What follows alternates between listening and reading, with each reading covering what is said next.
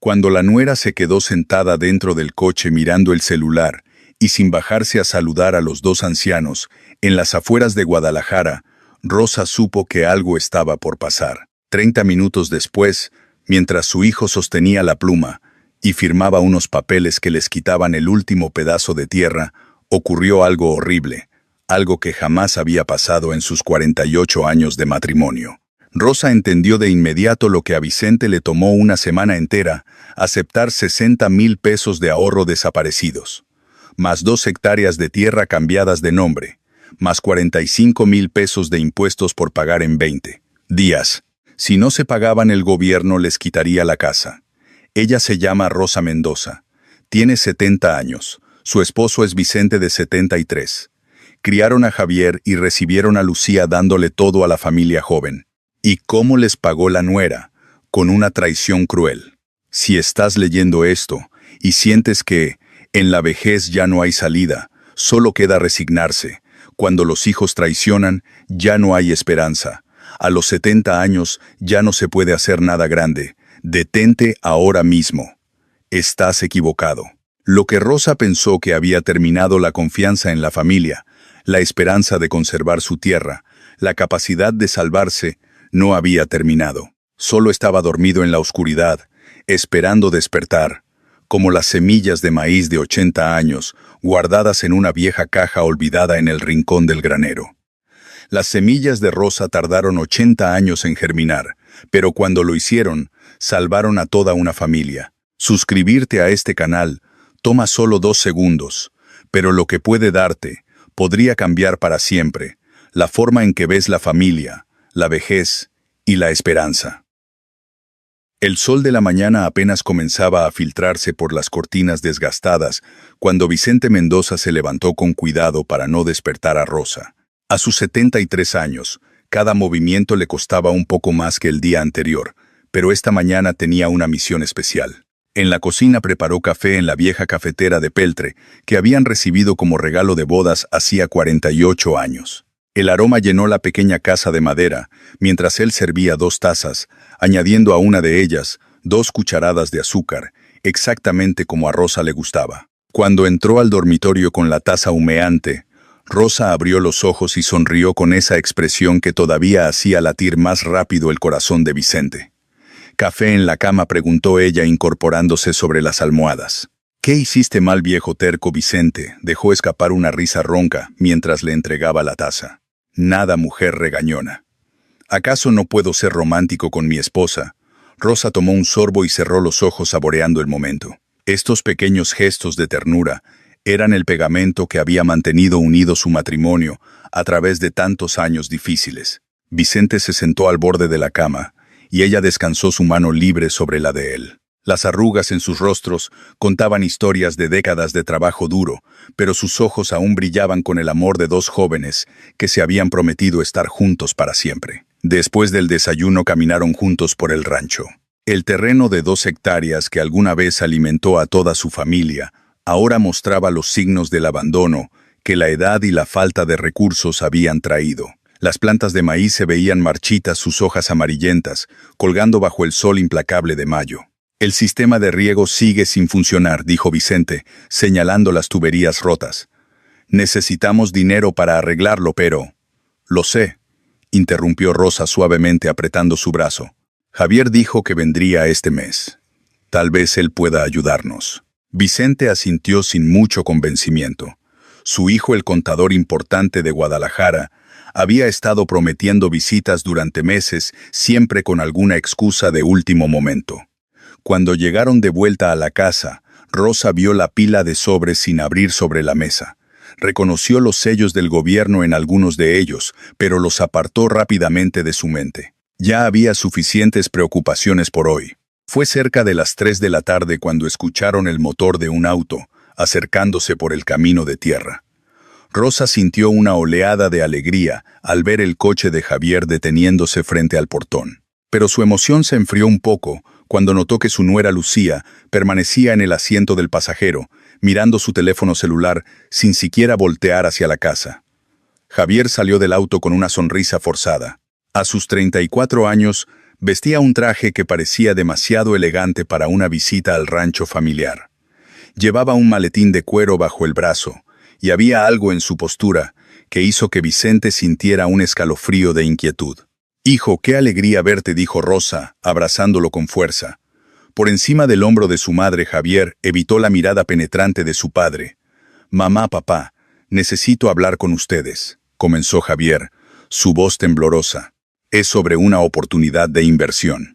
Lucía y yo encontramos algo importante en Guadalajara, pero necesito que firmen unos papeles». Del maletín sacó varios documentos oficiales. Vicente tomó sus lentes de lectura y comenzó a revisar las páginas, pero la letra pequeña y el lenguaje legal le confundían. «Es técnico, papá.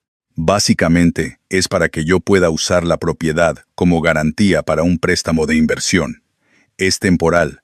Solo necesito». Javier interrumpió Vicente con voz grave. «Esto no suena bien». «Papá, por favor», los ojos de Javier brillaban con desesperación. «Es mi futuro. Es el futuro de mi familia. Confíen en mí». Rosa miró a su esposo, luego a su hijo. El instinto maternal luchaba contra la voz de advertencia en su cabeza. Finalmente, con manos temblorosas, tomó la pluma que Javier le ofrecía. «¿Estás seguro de que esto es correcto, hijo?» «Sí, mamá. Los llamo pronto para explicarles todo. Lo prometo». Después de que ambos firmaran, Javier recogió los papeles con una rapidez que bordeaba lo maníaco. Les dio un abrazo breve, casi mecánico, y corrió de vuelta al auto donde Lucía ni siquiera había bajado la ventanilla para saludar. «¿Por qué tenía tanta prisa?», murmuró Rosa viendo la nube de polvo que el auto dejaba atrás. Vicente no respondió. Había tomado la copia que Javier les dejó, y comenzaba a leerla con más cuidado. Mientras sus ojos recorrían las líneas, el color fue drenándose lentamente de su rostro. Las palabras parecían saltar de la página: transferencia de derechos de propiedad, cesión permanente, renuncia a reclamaciones futuras. Rosa, su voz era apenas un susurro. «Esto no es un préstamo. Javier, nuestro hijo acaba de quitarnos la tierra». Durante la semana siguiente, Rosa intentó llamar a Javier todos los días. El primer día el teléfono sonaba hasta llegar al buzón de voz. El segundo día lo mismo. El tercer día, la voz grabada le informó que el número ya no estaba en servicio. «Cambió su número», dijo Rosa, mirando a Vicente, con ojos llenos de lágrimas. «Nuestro hijo cambió su número de teléfono». Vicente no dijo nada. Se había quedado sentado en su silla del comedor, casi sin moverse, desde que leyó los documentos, su rostro, convertido en una máscara de piedra que Rosa apenas reconocía.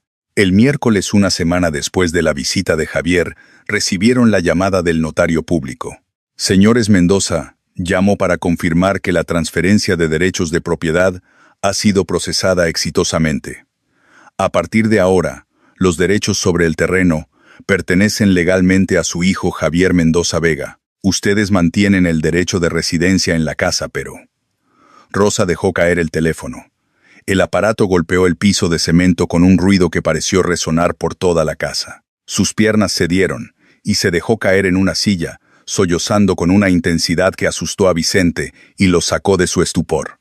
«Mi hijo», repetía ella entre sollozos. «Mi bebé, ¿cómo pudo? ¿Cómo pudo hacernos esto?». 2 días después, Vicente fue al banco del pueblo para revisar su cuenta de ahorros. La empleada, una muchacha joven que conocía a la familia, pareció incómoda al mostrarle el saldo en la pantalla. «Señor Mendoza, hubo una transferencia autorizada hace 10 días. Los 60,000 pesos fueron transferidos a la cuenta de su hijo como custodia familiar». «Custodia», la voz de Vicente tembló. «Esos eran nuestros ahorros de toda una vida». Cuando regresó a casa, encontró a Rosa sosteniendo una carta. El sobre tenía la letra de Javier. «Léela», le dijo ella con una voz vacía de emoción. Vicente tomó la carta con manos temblorosas. «Mamá, papá, Lucía y yo estamos comenzando una nueva vida en la capital. La tierra ahora es legalmente mía, pero ustedes pueden quedarse en la casa. No se preocupen por el dinero, encontrarán algo. Es mejor así, Javier». El sonido que salió de la garganta de Vicente fue algo entre un rugido y un sollozo. Tomó lo primero que encontró, un jarrón viejo, y lo arrojó contra la pared, donde explotó en 1000 pedazos. Luego se dejó caer en el sofá cubriendo su rostro con las manos. La noticia se esparció por el pequeño pueblo como pólvora. Doña Carmela, la dueña de la tienda de abarrotes, apareció al día siguiente con una olla de caldo y lágrimas en los ojos. «No puedo creer que Javier les hiciera esto», dijo, aunque Rosa sabía que la mujer ya había contado la historia a cada cliente que había entrado a su tienda. «Después de todo lo que ustedes sacrificaron por él». El viernes por la mañana, exactamente 2 semanas después de la traición de Javier, un automóvil del gobierno se detuvo frente a la casa. Un hombre de unos 50 años con traje gris y una carpeta bajo el brazo tocó a la puerta. «Buenos días, soy el licenciado Ramiro Ochoa, del Departamento de Recaudación Fiscal. Necesito hablar con los señores Mendoza sobre impuestos territoriales atrasados». Cuando Rosa y Vicente revisaron los documentos que el licenciado Ochoa les mostró, el mundo pareció derrumbarse aún más. Debían 45,000 pesos en impuestos acumulados, y tenían exactamente 20 días para pagar o la propiedad sería embargada por el gobierno. «Pero no tenemos nada», susurró Rosa, «nos quitaron todo». El licenciado Ochoa desvió la mirada claramente incómodo. «Lo siento mucho, señora. Créanme, no me gusta hacer esto. Son las reglas». Después de que el funcionario se fue, Rosa se quedó mirando por la ventana hacia los campos secos. Vicente esperaba que ella se derrumbara nuevamente. Pero cuando Rosa se volvió hacia él, había algo diferente en sus ojos. No era desesperación, era determinación. «No voy a rendirme, Vicente. No después de 48 años de luchar juntos. Tiene que haber algo que podamos hacer». Los días siguientes fueron una batalla desesperada contra el tiempo. Rosa sacó su vieja máquina de coser Singer y trabajó hasta la madrugada ofreciendo remendar ropa por cualquier precio que la gente pudiera pagar. Pero en un pueblo donde todos luchaban con sus propias dificultades, pocos tenían dinero extra para gastar en arreglos de ropa. Después de 3 días de trabajo sin parar, había ganado apenas 300 pesos. Vicente intentó vender sus herramientas en el mercado del pueblo. El martillo que había usado durante 50 años de construcción, las llaves que conocían cada tornillo de la región, el nivel que nunca le había fallado. Un comerciante le ofreció 500 pesos por todo el conjunto. «Es un insulto», murmuró Vicente, sus manos temblando de rabia e impotencia. Pero no tenían alternativa. Aceptó el dinero con lágrimas en los ojos. Esa noche Rosa llamó a su hermano mayor Tomás, que vivía en una ranchería cercana. La conversación fue dolorosa. «Hermana, sabes que si pudiera te daría todo». La voz de Tomás sonaba genuinamente afligida. «Pero mi pensión apenas me alcanza para mis medicinas. Puedo prestarte 2,000 pesos. Es todo lo que tengo ahorrado». «Entiendo, Tomás». «Gracias». Rosa intentó mantener la voz firme, pero la decepción era como una piedra en su garganta.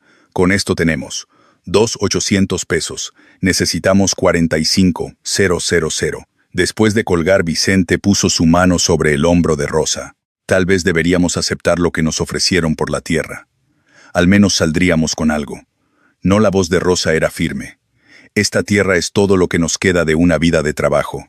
No la voy a regalar». Al día siguiente Rosa comenzó a limpiar el viejo granero, pensando que tal vez podrían vender algún equipo agrícola olvidado. Entre las telarañas y el polvo de décadas, encontró un baúl de madera oscura que no recordaba haber visto antes. La madera estaba tallada con diseños antiguos, casi borrados por el tiempo. Cuando Rosa abrió el baúl, el olor a madera vieja y tierra seca llenó el aire. Dentro, envuelto en un paño descolorido, encontró un frasco de vidrio sellado. Dentro del frasco había semillas de maíz, pero diferentes a cualquiera que hubiera visto. Eran más grandes, con un color que oscilaba entre el dorado oscuro y el rojizo. Debajo del frasco había una nota escrita en tinta desvanecida, con la letra temblorosa de alguien muy anciano: «Maíz sagrado de nuestros abuelos, don Carmelo Vega y don Eugenio Mendoza. Estas semillas vienen de sus padres, y los padres de sus padres. Preservar para las generaciones futuras. Plantar solo cuando la familia más lo necesite». Negativo 1940. Rosa sintió un escalofrío recorrer su espalda. Su abuelo don Carmelo había muerto cuando ella era niña, pero recordaba las historias que su madre contaba sobre él y su mejor amigo don Eugenio, el abuelo de Vicente. Los dos hombres habían pasado años experimentando con variedades de maíz, buscando recuperar las semillas que sus propios abuelos habían traído del interior del país. «Vicente, ven a ver esto», llamó Rosa, su voz temblando de emoción. Vicente entró al granero y tomó el frasco con cuidado. Leyó la nota 2 veces antes de hablar. «Semillas viejas no van a salvarnos, Rosa. Tienen más de 80 años. Probablemente ni siquiera germinen. Pero la nota dice que las plantemos cuando la familia más lo necesite», insistió Rosa. «¿Y cuándo hemos necesitado más que ahora? Es mayo. Estamos en plena sequía. No tenemos sistema de riego, y aunque tuviéramos el maíz tarda meses en crecer, la fecha límite es en menos de 3 semanas». Lo sé. Rosa cerró sus manos alrededor del frasco. «Pero Vicente, ¿qué más tenemos? ¿Qué otra opción nos queda?» Vicente miró a su esposa. Vio la desesperación, mezclada con determinación en sus ojos, y sintió algo que no había sentido desde que Javier los traicionó, un pequeño destello de algo que podría ser esperanza. «Está bien», suspiró. «Pero no te hagas ilusiones. Esto probablemente no funcionará. Entonces fracasaremos juntos», dijo Rosa tomando su mano. «Como hemos hecho todo en estos 48 años». Al día siguiente comenzaron a preparar un pequeño pedazo de tierra cerca del pozo, donde la humedad del subsuelo todavía mantenía el suelo menos seco. Era un trabajo agotador para 2 personas de su edad, pero Rosa se negaba a rendirse. Y mientras cavaban bajo el sol implacable, ninguno de los dos podía imaginar que esas semillas olvidadas cambiarían sus vidas de formas que nunca soñaron posibles. El trabajo de preparar la tierra resultó ser aún más brutal en los días que siguieron. A sus edades, cada palada de tierra parecía pesar el doble, y el sol de mayo no mostraba misericordia. El primer día, Vicente logró trabajar apenas 2 horas antes de que su espalda se tensara con un dolor agudo que lo hizo gritar y caer de rodillas. Vicente Rosa corrió hacia él su propio cuerpo, protestando con cada paso. «Estoy bien», mintió él entre dientes apretados. «Solo necesito un momento». Pero no estaba bien. Rosa lo ayudó a llegar a la sombra de un árbol, donde Vicente se quedó recostado durante media hora antes de poder moverse de nuevo. Cuando finalmente se levantó, lo hizo con la determinación de un hombre que no permitiría que su cuerpo traicionara su voluntad. Las manos de Rosa desarrollaron ampollas el segundo día. Para el tercero, las ampollas se habían reventado, dejando la carne viva expuesta. Cada vez que agarraba la azada, el dolor era tan intenso que tenía que morderse el labio para no gritar. Pero siguió trabajando. La noticia de lo que estaban haciendo se esparció rápidamente por el pueblo. Algunos vecinos pasaban solo para ver a los 2 ancianos trabajando bajo el sol como condenados. Don Felipe Moreno, el maestro jubilado que vivía en la propiedad vecina, se detuvo una tarde con una sonrisa burlona en el rostro. «2 ancianos van a salvar su rancho plantando maíz en plena sequía». Su risa tenía un tono cruel. «Es casi cómico. Deberían aceptar la realidad y vender mientras puedan». Vicente apretó los puños, pero Rosa puso una mano sobre su brazo para calmarlo. «Gracias por su opinión, don Felipe», dijo ella con una cortesía forzada. Pero no todos eran crueles. Doña Carmela apareció al tercer día con una canasta llena de tortillas recién hechas, frijoles y una jarra de agua fresca. «No le hagan caso a ese viejo amargado», dijo limpiando el sudor de la frente de Rosa con un pañuelo. «Aunque les soy sincera, no creo que esto funcione. Pero al menos no van a morir de hambre mientras lo intentan». Para la tercera semana, algo extraordinario comenzó a suceder. Las semillas no solo habían germinado, sino que las plantas crecían con una velocidad que desafiaba todo lo que Vicente había visto en sus 73 años de vida. Los tallos eran más gruesos de lo normal, las hojas más anchas, y de un verde tan intenso que parecían brillar bajo el sol. «Nunca había visto maíz crecer así», murmuró Vicente pasando sus dedos con reverencia sobre una hoja. «Especialmente no en esta sequía». Rosa sonrió por primera vez en semanas. Tal vez nuestros abuelos sabían algo que nosotros habíamos olvidado. Fue ese mismo día cuando una camioneta blanca se detuvo en el camino de tierra. Una mujer de unos 30 y tantos años bajó del vehículo vestida con pantalones de mezclilla y una camisa de trabajo. Llevaba una mochila grande al hombro y una gorra que la protegía del sol. Buenos días, llamó ella acercándose con paso seguro. Mi nombre es Isabel Ramos. Soy botánica de la Universidad de Guadalajara. Estoy haciendo un estudio sobre variedades tradicionales de maíz en la región. Se detuvo al ver las plantas de Rosa y Vicente, y su expresión cambió completamente. Sus ojos se abrieron con sorpresa, y se quitó la gorra para ver mejor. ¿Puedo acercarme?, preguntó su voz temblando de emoción contenida. Vicente miró a Rosa, quien asintió. Isabel se arrodilló entre las plantas, examinando no solo las hojas, sino también el grosor anormal de los tallos, el patrón distintivo de las raíces que asomaban en la superficie, incluso el aroma que emanaba cuando frotaba las hojas entre sus dedos. Sacó una lupa pequeña de su mochila y estudió los detalles microscópicos, la densidad de los tricomas, el espaciamiento de las nervaduras, la textura cerosa de la epidermis. Estas características, el patrón de las venas en las hojas, el grosor del tallo, la velocidad de crecimiento. Murmuró para sí misma. No puede ser. ¿De dónde sacaron estas semillas? Eran de nuestros abuelos, respondió Rosa. Las encontramos en un baúl viejo. ¿Por qué? Son especiales. Isabel levantó la mirada hacia ellos y había lágrimas en sus ojos, potencialmente muy especiales. Me permitirían tomar algunas muestras, solo pequeños pedazos de hojas. No dañaré las plantas. ¿Para qué?, preguntó Vicente con desconfianza. Para analizarlas en mi laboratorio. Si estas plantas son lo que creo que son. Isabel sacó una tarjeta de su mochila con manos temblorosas. Les voy a llamar en 48 horas. Por favor, no hagan nada con estas plantas hasta que hablemos. Nada. Prometido. Rosa tomó la tarjeta sintiendo que el corazón le latía más rápido. ¿Cree que valen algo? No puedo decir nada hasta confirmar, respondió Isabel, guardando cuidadosamente las muestras en recipientes especiales. Pero si tengo razón, ustedes no solo tienen algo valioso, tienen algo que podría ser invaluable. Después de que la camioneta de Isabel desapareciera en una nube de polvo, Rosa y Vicente se quedaron de pie entre sus plantas tomados de la mano. ¿Crees que es real?, susurró Rosa. Vicente apretó su mano mirando las plantas que habían costado tanto dolor plantar. No lo sé, pero por primera vez, en semanas, tengo algo que se parece a la esperanza. Las siguientes 48 horas fueron una tortura de esperanza y duda. Rosa revisaba el teléfono cada media hora, temiendo que no sonara, o peor aún, que cuando sonara trajera malas noticias. Vicente intentaba mantenerse ocupado con pequeños trabajos en la casa, pero sus ojos seguían desviándose hacia el teléfono cada vez que pasaba cerca. La noche del segundo día ninguno de los dos pudo dormir. Se quedaron sentados en el porche, mirando las estrellas como habían hecho tantas veces en sus 48 años de matrimonio. Pero esta vez, el silencio estaba cargado de ansiedad.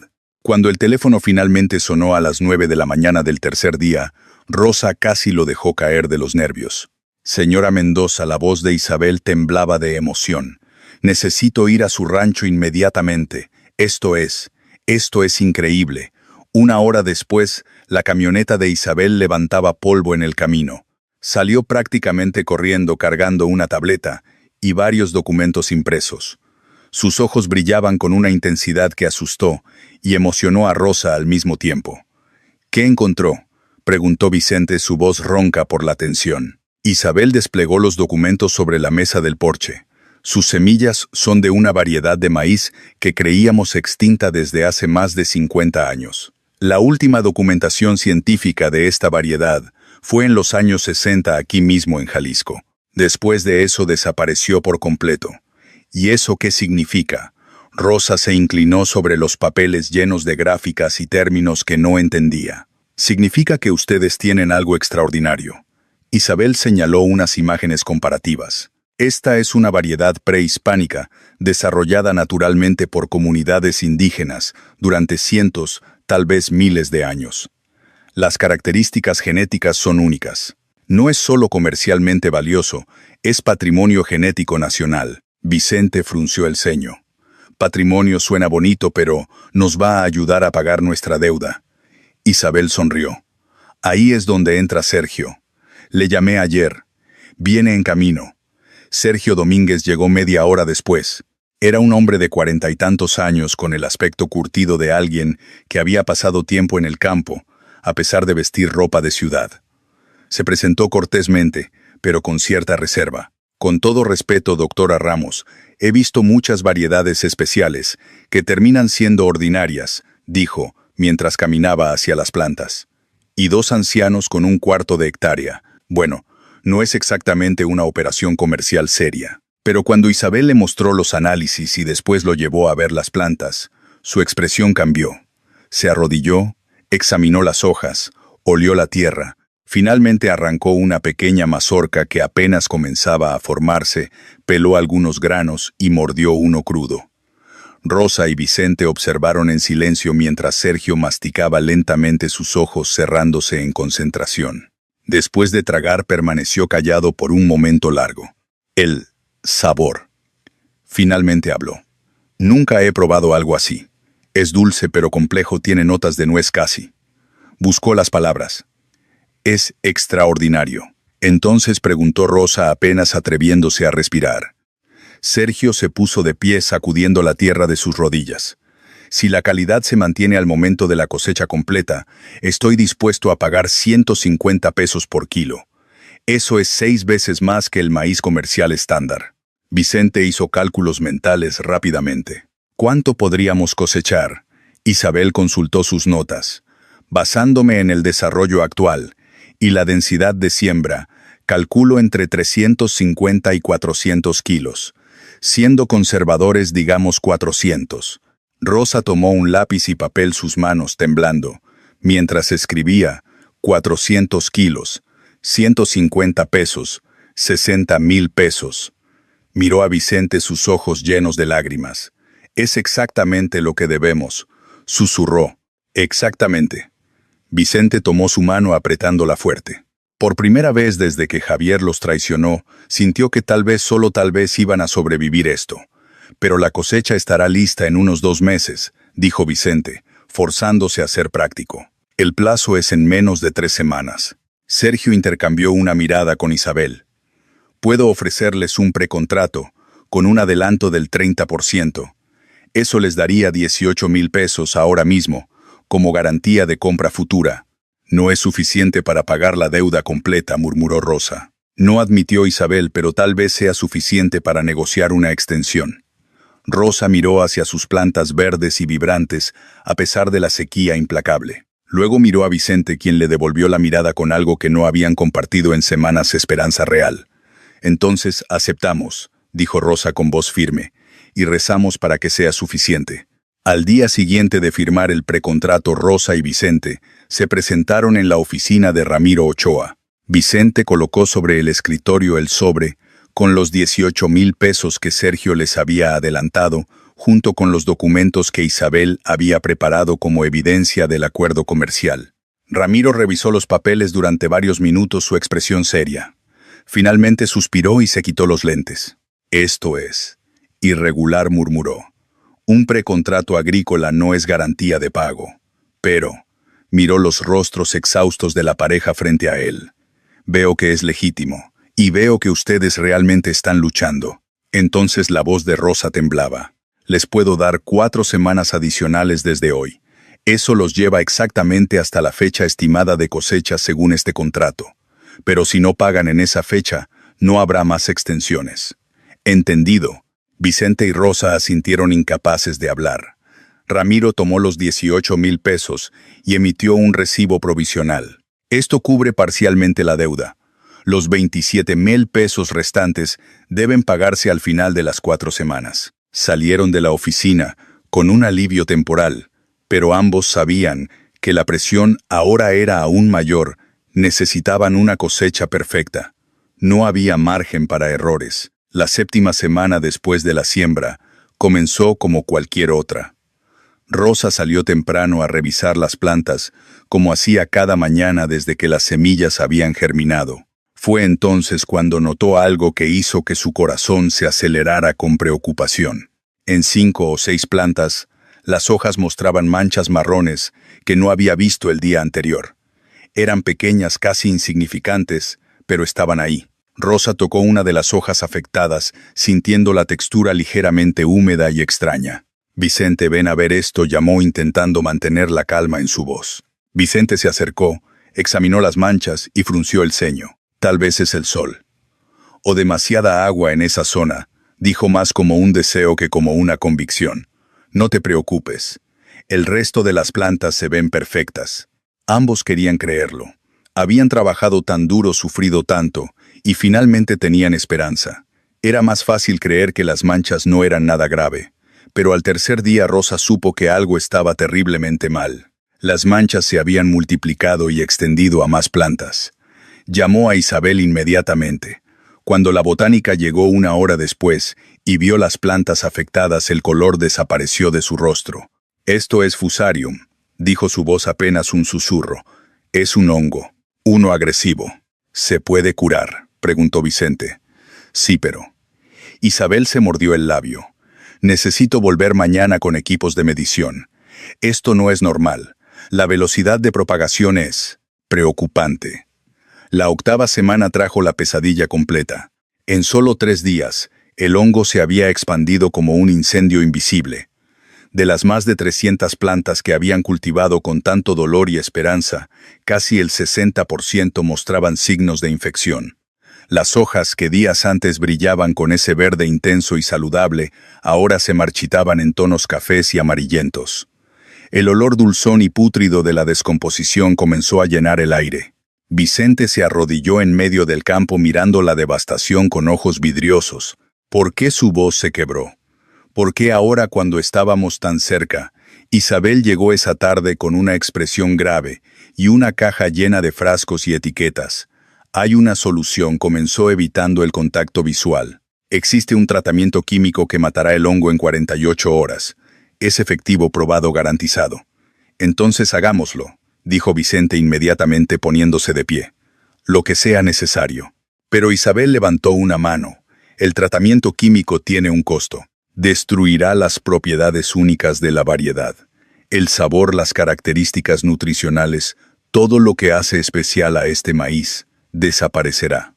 Se convertirá en maíz ordinario. El silencio que siguió fue aplastante. ¿Y qué significa eso en términos de dinero?, preguntó Rosa, su voz temblando. Sergio no pagará 150 pesos por kilo de maíz ordinario, respondió Isabel. Pagaría tal vez 30 pesos si acaso. Y solo si la cosecha sobrevive completamente. Vicente hizo los cálculos mentalmente. Incluso salvando todas las plantas a 30 pesos por kilo, no llegarían ni a la mitad de lo que debían. Entonces de todas formas perdemos, murmuró. Existe otra opción. Isabel habló rápidamente. Tratamientos orgánicos avanzados. Son experimentales complejos y no hay garantías, pero si funcionan preservarían las propiedades del maíz. ¿Y si no funcionan?, preguntó Rosa. Pierden todo, admitió Isabel. El hongo seguirá avanzando y no quedará nada que valga la pena cosechar. Vicente se volvió hacia su esposa, desesperación en cada línea de su rostro. Rosa, no podemos arriesgarlo todo en un experimento. Al menos con el químico salvamos algo. Algo. Rosa lo miró fijamente. Algo que no vale nada. Trabajamos hasta sangrar por este maíz especial. Si usamos químicos, todo ese sufrimiento fue para nada. Pero al menos tendríamos algo. La voz de Vicente se elevó. Prefiero migajas que nada. Y yo prefiero luchar hasta el final por lo que vale la pena. Rosa se cruzó de brazos, lágrimas corriendo por sus mejillas. He tenido fe hasta ahora. No voy a rendirme cuando más importa. Isabel observó a la pareja sintiendo el peso de la decisión que descansaba sobre sus hombros ancianos. Hay algo más que deben saber, dijo suavemente. Si deciden intentar el tratamiento orgánico, necesitaré 72 horas de investigación intensiva en mi laboratorio. No puedo prometerles éxito, pero les prometo que daré todo lo que tengo. Vicente miró las plantas moribundas, luego a su esposa, y finalmente de vuelta a Isabel. 72 horas, repitió. Y si fallas, lo perdemos todo. Sí, Isabel asintió.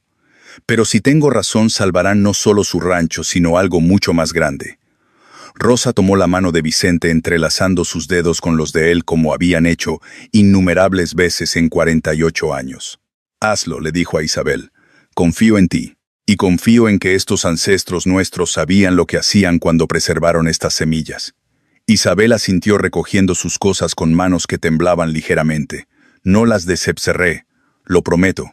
Mientras la camioneta de Isabel desaparecía en el horizonte rosa y Vicente permanecieron de pie en medio de su campo moribundo, rodeados por el olor a muerte y desesperación. «Y si estamos equivocados», susurró Vicente. Rosa apoyó su cabeza contra su hombro. «Entonces perderemos juntos. Como hemos hecho todo en esta vida, las siguientes 72 horas fueron un descenso al infierno. Isabel Ramos apenas salió de su laboratorio en la Universidad de Guadalajara. Su asistente, una joven llamada Paula Estrada, le llevaba café cada 4 horas y la encontraba siempre inclinada sobre el microscopio, rodeada de frascos con extractos vegetales, hongos medicinales y papeles con fórmulas garabateadas. «Doctora, necesita descansar», insistía Paula. «Descansaré cuando encuentre algo. Esa pareja lo perdió todo por confiar en mí». Mientras tanto, en el rancho La Esperanza, Vicente colapsó. Rosa lo encontró entre los surcos en la mañana del segundo día. Había intentado arrancar las plantas enfermas con sus propias manos, con la esperanza desesperada de que quizás salvaría las sanas. Sus palmas estaban desgarradas, manchadas de tierra y sangre seca.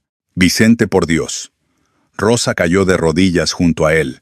«¿Qué has hecho?» «Tengo que salvarlas, Rosa. Tengo que».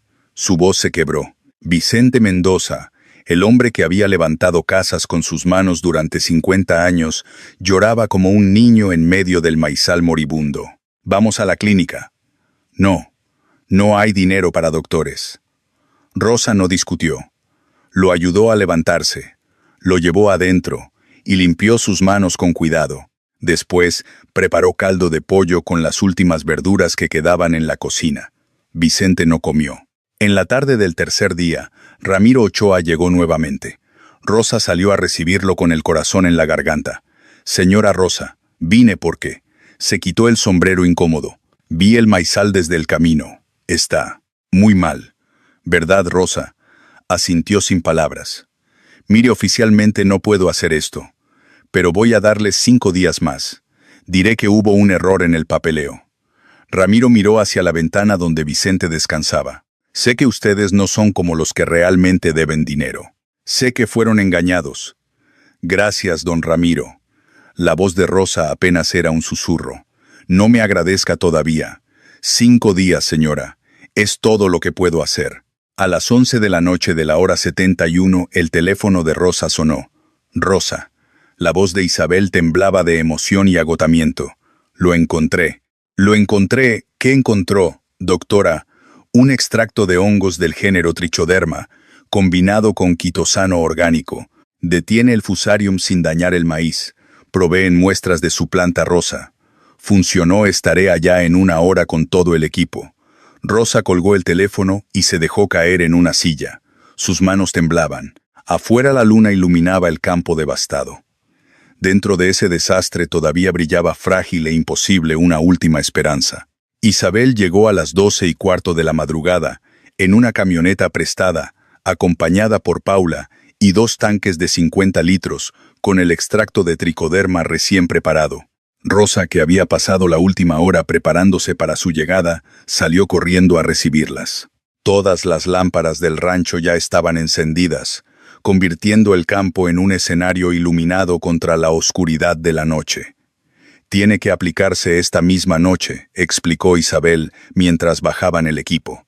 «La humedad nocturna ayuda a que el tricoderma colonice las plantas antes de que el sol lo debilite. Tenemos una ventana de 6 horas máximo». Vicente salió de la casa con las manos vendadas y un machete al hombro. «Vicente, tú descansas», ordenó Isabel. «Con todo respeto, doctora, este es mi maizal. Yo trabajo». Isabel no discutió. Conocía esa mirada. Paula preparó la mezcla en 2 mochilas aspersoras industriales que habían traído de la universidad. El extracto tenía un olor terroso, casi dulce, que contrastaba con el hedor de pudrición que emanaba del campo. «Empiecen por las hileras del norte», instruyó Isabel, conectando su linterna frontal. «Hay que rociar cada planta arriba y abajo de las hojas. No escatimen. Esta es nuestra única oportunidad». Trabajaron en silencio durante las primeras 2 horas. El único sonido era el siseo de los aspersores y el crujir de la tierra seca bajo sus pies. Vicente iba adelante, a pesar del dolor de sus manos, rociando meticulosamente cada planta, como si fuera la última cosa que haría en su vida. A las 3 de la mañana, Rosa tropezó con una raíz y cayó de rodillas. Paula corrió a ayudarla. «Estoy bien, mija. Solo necesito un momento». «Tomen agua», ordenó Isabel, deteniéndose también. «No sirve de nada si colapsan antes de terminar». Se sentaron entre los surcos, 4 figuras agotadas bajo un cielo lleno de estrellas. Vicente miró sus manos vendadas ahora empapadas del líquido verde oscuro del tratamiento. «Doctora Isabel, ¿de verdad cree que esto va a funcionar?» Isabel tardó en responder. Podría haber mentido. Podría haber dado una respuesta científica llena de porcentajes y probabilidades. En cambio, dijo la verdad. «No lo sé con certeza, don Vicente. En el laboratorio funcionó perfectamente, pero el campo es diferente. Hay variables que no puedo controlar: el viento, los insectos, el nivel de infección». Miró hacia las plantas oscuras que los rodeaban. «Lo único que sé es que hicimos todo lo que la ciencia me permitió hacer». Vicente asintió despacio. Era una respuesta honesta, y él respetaba la honestidad. «Entonces sigamos». Terminaron cuando el horizonte comenzó a teñirse de naranja. 312 plantas tratadas. Paula anotó el número en su libreta con manos temblorosas. Isabel verificó los tanques completamente vacíos. Rosa preparó café mientras el sol salía. Los 4 se sentaron en el porche demasiado exhaustos para hablar, mirando el maizal, que ahora parecía brillar con un tono verde más oscuro bajo la luz del amanecer. «¿Cuánto tiempo?», preguntó Rosa finalmente. 48 horas, respondió Isabel. «En 2 días sabremos si el tricoderma ganó la batalla». 48 horas. 2 días. Una eternidad. Las siguientes 48 horas fueron las más largas de sus vidas. Vicente no durmió. Rosa lo encontraba cada mañana en el mismo lugar, sentado en una silla plegable entre los surcos, mirando fijamente las plantas, como si pudiera obligarlas a sanar con pura fuerza de voluntad. «Vicente, tienes que descansar. ¿Y si empeoran durante la noche y no me doy cuenta?». Rosa no sabía qué responder. Preparaba café, se sentaba junto a él en silencio, y juntos observaban el maizal bajo la luz cambiante del día. El primer día no hubo cambios visibles. Las manchas marrones seguían allí amenazantes y oscuras. Vicente apenas tocó la comida que Rosa le llevó. El segundo día amaneció con una niebla espesa. Vicente caminó entre las hileras, con una linterna inspeccionando cada planta, buscando cualquier señal. Las manchas se expandían, se detenían, nuevas hojas estaban muriendo. A las 4 de la tarde de ese segundo día, Isabel llegó con Paula. Traía un microscopio portátil y bolsas para muestras. «Es hora de ver si funcionó», anunció, aunque su voz temblaba ligeramente. Caminaron en silencio hacia el campo. Isabel se arrodilló frente a una de las plantas más afectadas, tomó una muestra de una hoja manchada y la examinó bajo el microscopio. Pasaron 30 segundos. 1 minuto. 2 minutos. «Dios mío», susurró finalmente. Que Vicente dio un paso adelante. «¿Qué ve?». Doctora Isabel levantó la vista, y por primera vez en días sonrió. «Las hifas del fusarium están muertas, completamente muertas. Y miren», señaló hacia el centro de la planta. «¿Ven ese color verde más brillante? Son hojas nuevas. Están creciendo». Rosa se cubrió la boca con ambas manos. Vicente cayó de rodillas en la tierra. «¿Está segura?», preguntó con voz quebrada. «Completamente segura. El tricoderma ganó. Su maíz va a sobrevivir». Paula empezó a llorar. Isabel abrazó a Rosa y luego ayudó a Vicente a ponerse de pie. Durante 5 minutos, no hubo palabras, solo el sonido del viento moviendo las hojas recién sanadas. Entonces, desde el camino de entrada llegó el sonido de un motor. Todos voltearon. Un auto desconocido se detuvo frente a la casa. La puerta se abrió y bajó Javier. Se veía terrible, barba de varios días, ropa arrugada, ojos hundidos por la falta de sueño. Llevaba una mochila pequeña. Nada más. «Popa, moma». Su voz se quebró. «Lucía me dejó. Se fue con el dinero y con otro hombre. Me quitó todo. Perdí el departamento, perdí mi trabajo. Tragó saliva. Yo no tengo a dónde ir. Vicente lo miró durante un largo momento.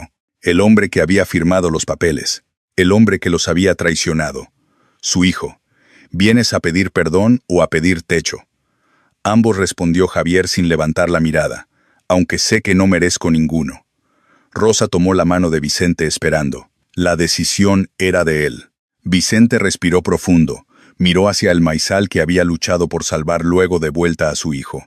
Puedes quedarte, dijo finalmente, pero con condiciones. Trabajarás en este campo todos los días. No cobrarás un peso hasta que hayamos pagado toda la deuda que tú ayudaste a crear. Y cuando Lucía intente regresar, porque lo hará cuando sepa que hay dinero, tú le dirás que no. Javier sintió lágrimas corriendo por sus mejillas. Gracias, papá. Te juro que... No jures, interrumpió Vicente. Demuéstralo. Isabel y Paula se despidieron discretamente. Mientras su camioneta desaparecía por el camino, 3 figuras permanecieron frente al rancho. Un padre, una madre y un hijo que acababa de recibir algo que no merecía, pero que necesitaba desesperadamente. Una segunda oportunidad. Los días que siguieron a la llegada de Javier fueron tensos pero esperanzadores. Cada mañana antes del amanecer, él salía al campo sin que nadie se lo pidiera. Vicente lo observaba desde la ventana mientras preparaba café su rostro, ocultando la batalla entre el orgullo herido y el amor paternal. Las plantas continuaron recuperándose milagrosamente. Las manchas marrones se secaron y cayeron reemplazadas por hojas de un verde vibrante. Isabel venía cada semana a documentar el progreso, maravillada por la resiliencia ancestral. Esta variedad sobrevivió porque fue diseñada por la naturaleza y generaciones de agricultores sabios, le decía a Paula mientras anotaba mediciones. Los vecinos que antes murmuraban con desprecio, ahora pasaban más despacio mirando con curiosidad el campo que se negaba a morir. 6 semanas después, el maizal produjo su primera cosecha milagrosa. 380 kilogramos de maíz criollo prehispánico, con granos más grandes y dorados de lo que Vicente había visto jamás. Sergio llegó personalmente, pesó cada saco, y extendió un cheque por 57,000 pesos. Rosa lo sostuvo con manos temblorosas. 57,000, 12,000 más de lo que debían. A la mañana siguiente caminaron hacia la oficina de Ramiro Ochoa. Venimos a pagar, anunció Vicente colocando 45,000 pesos sobre el escritorio. Ramiro llenó los formularios y estampó un sello rojo liquidado. Su tierra es suya nuevamente. Afuera, Vicente abrazó a Rosa por primera vez en meses. No dijeron nada. No hacía falta. Javier había trabajado sin quejarse desde el amanecer hasta el anochecer durante 6 semanas. Los vecinos lo veían. Y poco a poco, el murmullo cambió de desprecio a respeto. Don Felipe Moreno, quien se había burlado del proyecto, llegó una tarde con su sombrero en la mano. Don Vicente, me equivoqué con ustedes. Me venderían semillas para la próxima temporada. Vicente miró a Rosa. Ella asintió. No se venden, don Felipe. Se comparten. Como mi abuelo las compartió con el abuelo de mi esposa, pero con una condición: si le va bien usted comparte con otro. Don Felipe estrechó su mano con los ojos húmedos. 5 familias más tocaron su puerta. Así nació la Cooperativa de Maíz Criollo del Valle de Guadalajara. Sergio ofreció un contrato de 3 años con precio garantizado. Isabel consiguió una subvención universitaria. Paula comenzó un programa de capacitación para jóvenes agricultores. Una tarde de domingo, 3 generaciones se reunieron en el campo. Rosa abrió una lata etiquetada Maíz de la Resurrección y vertió semillas en las manos de Javier. Estas son para cuando tú las necesites, para tus hijos, para los hijos de tus hijos. Javier cerró los dedos alrededor de ellas y por primera vez desde su regreso sonrió. Vicente colocó su mano sobre el hombro de su hijo. Las familias son como las semillas, mijo. A veces hay que enterrarlas en la tierra más oscura para que puedan crecer hacia la luz. El sol se ponía sobre el valle de Guadalajara. 3 figuras permanecían en el campo mirando hacia adelante, hacia la siguiente siembra, hacia el siguiente amanecer. Esta historia nos enseña 3 verdades que todos necesitamos recordar, especialmente cuando la vida nos golpea más duro. Primera verdad: La edad no define tu fuerza. Rosa tenía 70 años cuando comenzó de cero. Vicente tenía 73 cuando sus manos sangraron trabajando la tierra. Si ellos pudieron hacerlo, cualquiera de nosotros puede levantarse sin importar cuántas velas tenga nuestro pastel de cumpleaños. Segunda verdad. La familia no siempre es quien comparte tu sangre. Javier y Lucía, su propia familia, los traicionaron. Pero Isabel, Sergio, Paula, Don Felipe y 5 familias más, personas que eran extrañas, se convirtieron en su verdadero apoyo. A veces, la familia que elegimos es más fuerte que la familia en la que nacimos. Tercera verdad. Las semillas más valiosas crecen en la oscuridad más profunda. Esas semillas de 80 años esperaron el momento exacto de mayor necesidad. Tu dolor de hoy puede ser la semilla de tu milagro de mañana, pero tienes que plantarla, tienes que creer, tienes que seguir trabajando incluso cuando todo parece perdido. Como dijo Vicente a su hijo, las familias son como las semillas, mijo. A veces hay que enterrarlas en la tierra más oscura para que puedan crecer hacia la luz. Si esta historia te tocó el corazón, compártela con alguien que necesite recordar que nunca es demasiado tarde para empezar de nuevo.